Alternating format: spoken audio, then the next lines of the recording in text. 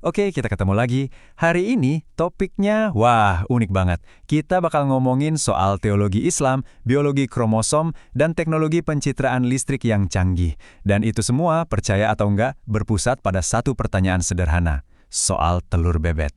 Oke, langsung aja ke pertanyaan utamanya ya. Apa sih hubungannya keyakinan agama sama praktik industri peternakan bebek? Kedengarannya mungkin aneh kan? Tapi tunggu dulu, jawabannya ini bakal ngebawa kita ke sebuah inovasi teknologi yang, wah keren banget. Nah, untuk mulai kita coba lihat masalah ini dari dua kacamata yang beda banget. Tapi seperti yang akan kita lihat nanti, dua-duanya ini nggak saling bertabrakan kok. Kita akan lihat dari lensa iman dan juga lensa sains. Nah, yang seru tuh di sini.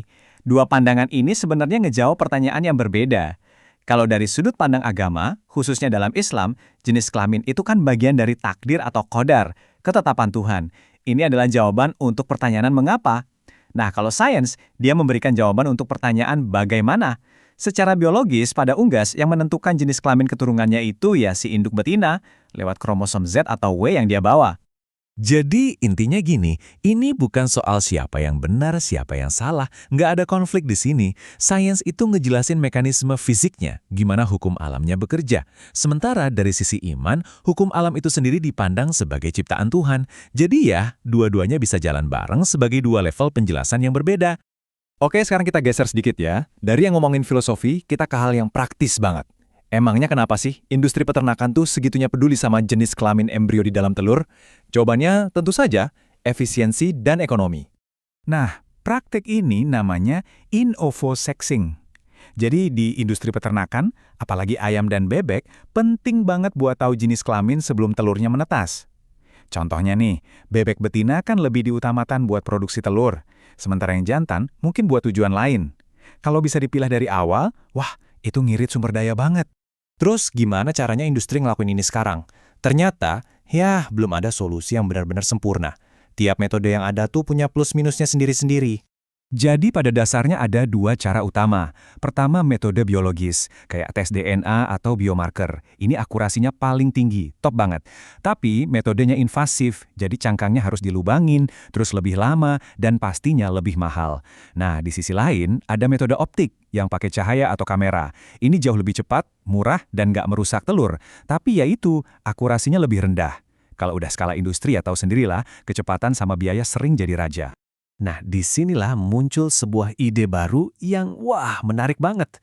Gimana kalau kita bisa ngintip ke dalam telur tanpa harus ngelubangin dan nggak cuma ngandelin cahaya? Gimana kalau kita pakai listrik? Teknologinya ini namanya tomografi listrik. Ada dua jenis utama, EIT yang mengukur konduktivitas dan ECT yang mengukur kapasitansi. Coba deh bayangin, kita bikin semacam peta bagian dalam telur dengan cara mengukur gimana jaringan dan cairan di dalamnya merespons sinyal listrik. Prosesnya simpelnya gini, sensor-sensor ditaruh di sekeliling telur untuk mengukur sifat listriknya. Data ini terus diolah sama komputer buat bikin ulang gambar apa yang ada di dalamnya. Secara teori sih, ini metode non-invasif yang brilian banget kan? Tapi ada satu masalah gede banget. Gambar yang dihasilin sama teknologi ini buram. Bener-bener buram atau resolusinya rendah banget. Kenapa bisa buram ya? Nah, ada beberapa tantangan teknisnya. Satu, resolusinya emang dari sananya rendah.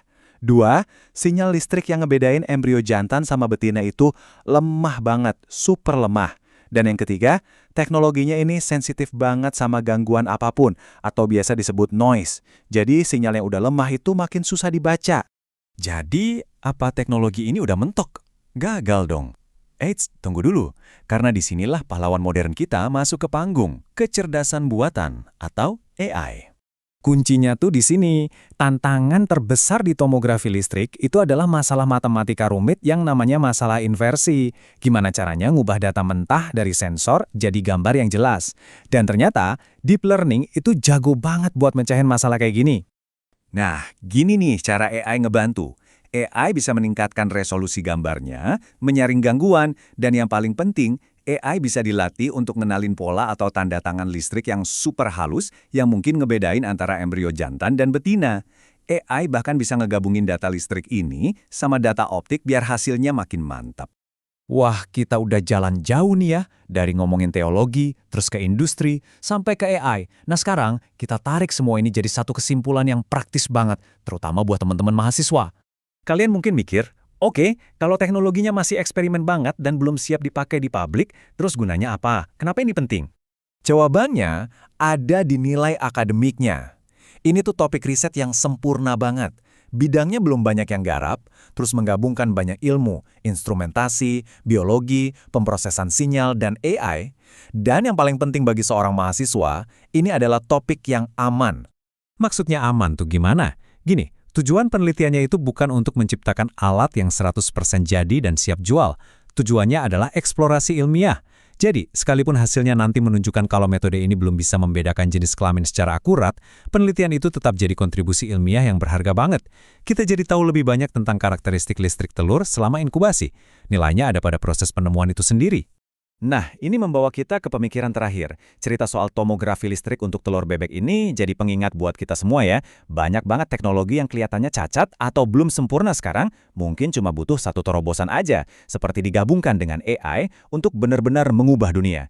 Kira-kira teknologi apa lagi ya di luar sana yang lagi menunggu ide brilian berikutnya?